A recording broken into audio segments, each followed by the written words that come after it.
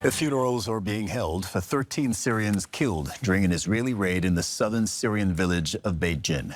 Strap in, because this clip is pure geopolitical chaos wrapped in hypocrisy. We've got Donald Trump, Benjamin Netanyahu, and commentators like Cenk and Anna ripping into the Israeli-Syria conflict. The title says it all. Trump humiliated, praises terrorists while Israel slaughters civilians. And this video absolutely delivers on the outrage. Trump is out here praising a former Al-Qaeda figure while Israel continues deadly raids and excuses about what's going on. And the U.S. pretends to clutch its pearls like it isn't funding the entire circus. This breakdown is going to expose four things.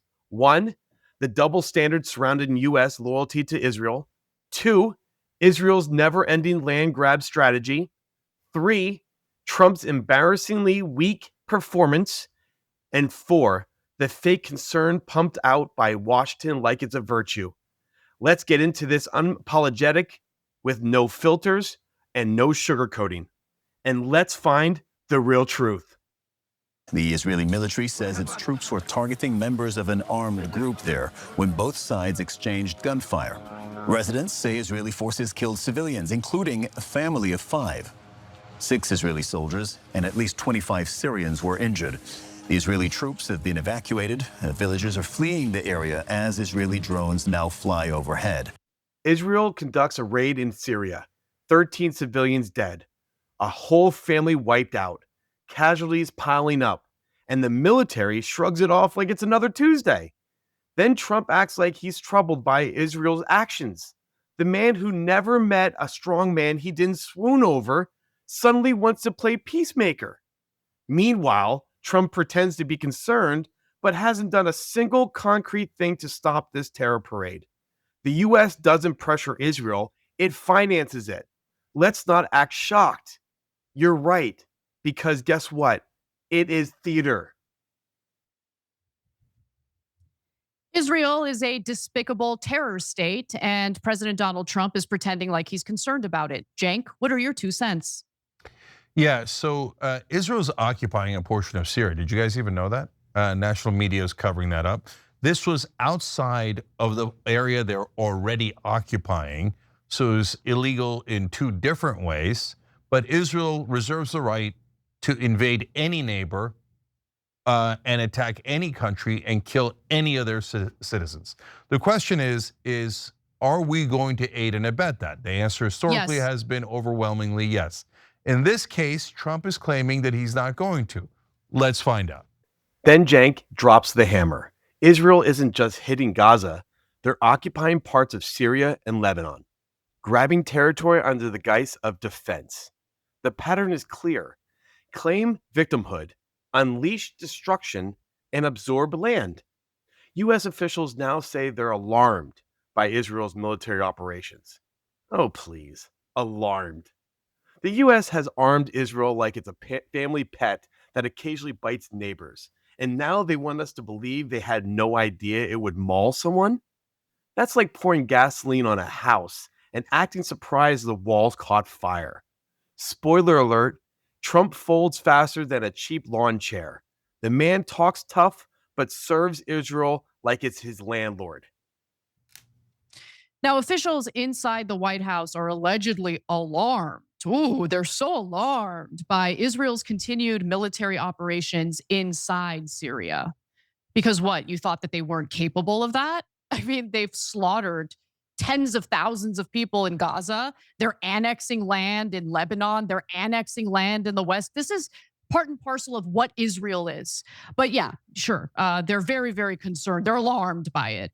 Now, as you probably saw in that video, the IDF carried out a raid in Syria that killed 13 people. Unsurprisingly, many of them happen to be civilians. Again, part and parcel of what Israel is. This is their identity. But what are they actually alarmed about? Like, is it enough alarm to actually do something about it? I doubt it. So, as we know, Donald Trump has gotten incredibly cozy with a so-called former Al-Qaeda terrorist, Ahmed al-Shara, who is now the leader of Syria.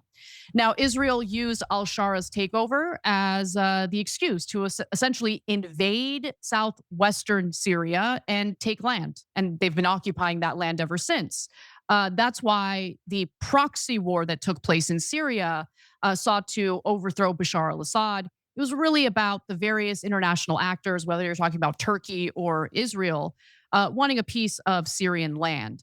So, since the fall of Assad in December of last year, 2024, Israeli forces have occupied a piece of southern Syria that was previously a UN patrolled buffer zone under a 1974 disengagement agreement. Trump, meanwhile, hoped that al-Shara would engage in the peace process with Israel.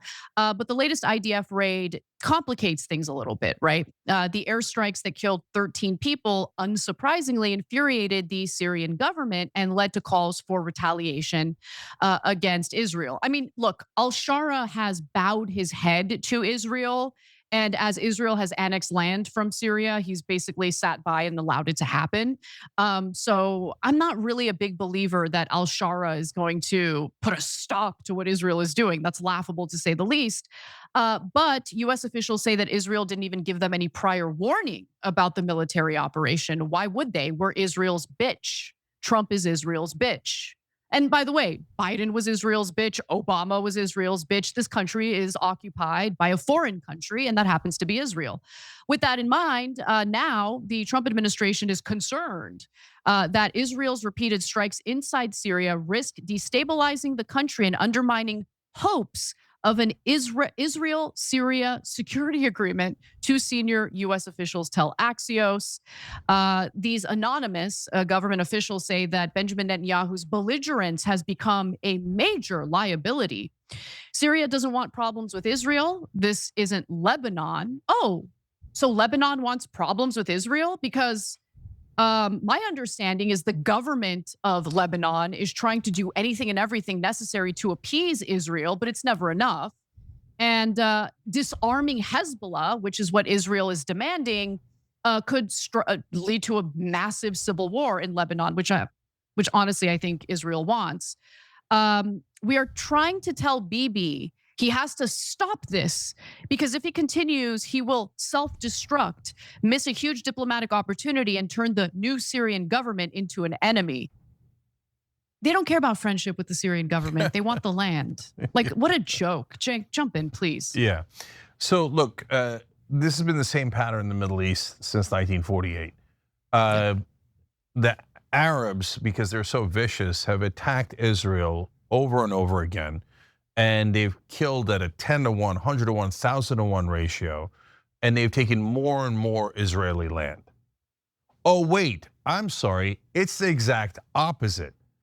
Did the American media ever explain to you guys that, well, there's all this talk of the Arabs and that they're such terrorists and they're the worst, etc. No, Israel has attacked in 1948, 1967, and now they've used October 7th in the beginning as legitimate defense, and then later as an excuse to take half of Gaza. They have 53% of it, to take a portion of Lebanon, take a portion of Syria. All they ever do is attack, take land.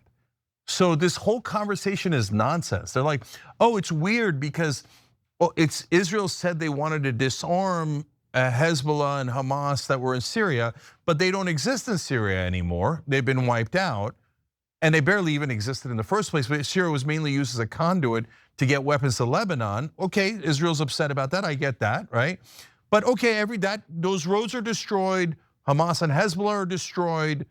They have peace with Syria. So why are they still going? Because it was never about peace, and it was never about Hamas or Hezbollah. It was always about land. It's not complicated. That's what Israel does every single time. Claim to be the victim, slaughter at 10, 100, or 1,000 times the rate of their neighbors that they get into a conflict with. They can murder so many more Arabs than Israelis are harmed. Like, again, sometimes 1,000 to 1 ratio. Kill, kill, kill, kill, kill, and take their land. And so that's what they're doing in Syria. they're taking more land. I solved it. It's not complicated at all. That's what they're doing in Lebanon. That's what they did in Gaza. They're annexing the West Bank right now. Our media almost never talks about it. They already voted to annex the West Bank. They already voted to eliminate the Palestinians and never allow them to exist as a state. So that's the vicious Israeli government that constantly wants war so they can acquire more land. And they think, look, we neutered all of these people. We used America to destroy the militaries of all of our neighbors, so now they can't resist us at all. And then ironically, we'll say they're not disarmed enough. I'm going to take more of their land in an effort to disarm them for self-defense. There's no self-defense at all happening in Syria. It's the warmonger Israeli state that is acquiring more land of its neighbors, as all fascist imperial empires do. Now we get to the specifics of Trump's strategy, and there's one important thing you guys got to know about. That's a resignation in the Israeli government that might make a huge difference. I'll get to that in a second. But Anna, what did you want to say? Well, let me present what Trump is saying, okay? Because I haven't even gotten to that. In a post on Truth Social yesterday, he praised Syria's new leader. Remember, this is a guy who was fighting our soldiers, our troops in Iraq as an Al-Qaeda terrorist. I want to be clear about that, but nonetheless, he's praising him now on social media. So he says that the United States is very satisfied with the results displayed through hard work and determination in the country of Syria.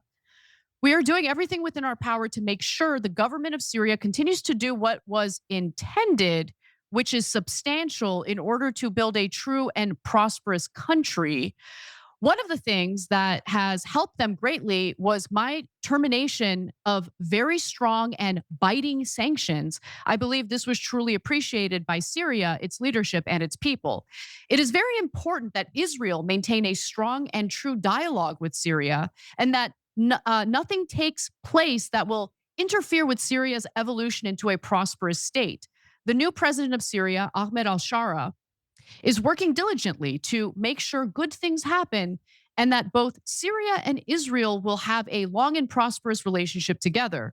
This is a historic opportunity and adds to the success already attained for peace in the Middle East. By the way, before you comment on the Syria angle, Cenk, let me just show you what the peace in the Middle East looks like under the heavy influence of Israel. The IDF just shot and killed an 8-year-old and an 11-year-old in Gaza, claiming that these little children who were trying to gather firewood for their grandfather who's wheelchair bound had crossed the yellow line. But there's no evidence of that, number one. But more importantly, they referred to these kids as a threat, an 8-year-old and an 11-year-old. And there are more and more stories now coming out about how the IDF keeps killing Palestinians by claiming that they crossed the yellow line into the 53% of the territory that they're now occupying. Then we get to the bombshell. Trump cozying up with Ahmad al-Shahara, a man the US once slapped a $10 million bounty on for Al-Qaeda leadership. And now he's supposedly the great hope for the Middle East peace? That's not foreign policy. That's fan fiction. Trump isn't dismantling terrorism. He's rebranding it when it suits him. One day you're evil, the next day you're an opportunity. But here's the real kicker.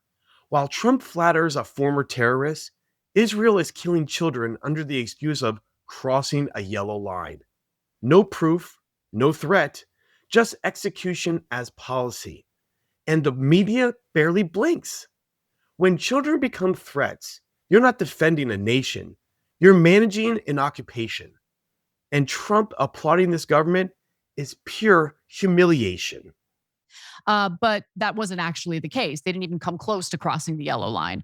I'll tell you what peace in the Middle East looks like when Israel has engaged in a ceasefire. They bomb Beirut, which also recently happened. They kill entire families in the middle of a so-called ceasefire. There is no peace in the Middle East with this Israeli government and the current Israeli culture essentially reigning supreme in that region of the world. That's just the reality of the situation. Yeah, they're supremacists, and they think we are more important, our lives are more valuable than Arab lives. Arabs are fodder for our war machine, and killing Arab children is Tuesday for the IDF. Remember all the American doctors that came home horrified of all the sniper shots to children under 5 years old, headshots, chest shots. IDF is a terrorist organization and we fund those terrorists. So now let's go to Al-Shara. So I don't know what to make of him. Israel's mad at him. Apparently he hasn't bowed enough to them. If you have any dignity at all, Israel despises you. You must surrender all of your dignity, pride, respect, life, everything to Israel. Otherwise they don't feel safe and they'll murder you. But on the other hand, to Anna's point, we previously had a $10 million bounty on his head. He was not a minor Al-Qaeda figure. He was a major Al-Qaeda figure. Now we're told that we have to murder so-called narco-terrorists, i.e. fishermen off the coast of Venezuela, because they're so dangerous.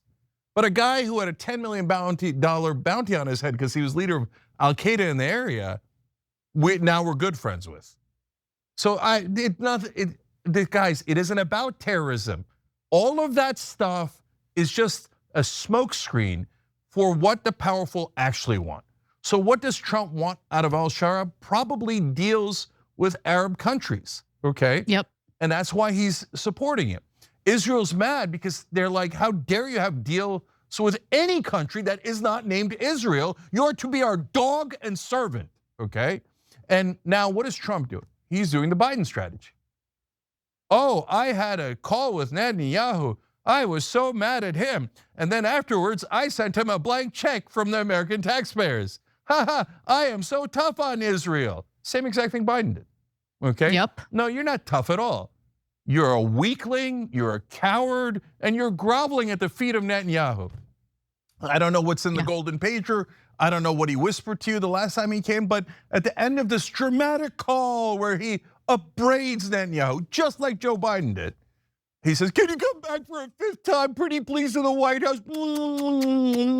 I haven't kissed your ass enough. So is there a real conflict? I don't know. At the end of the day, Israel's gonna order Trump to do something, and Trump is going to do it. And just when you think it peaks, it gets worse. Netanyahu is off the leash, and every American president, Trump included, behaves like he's taking orders.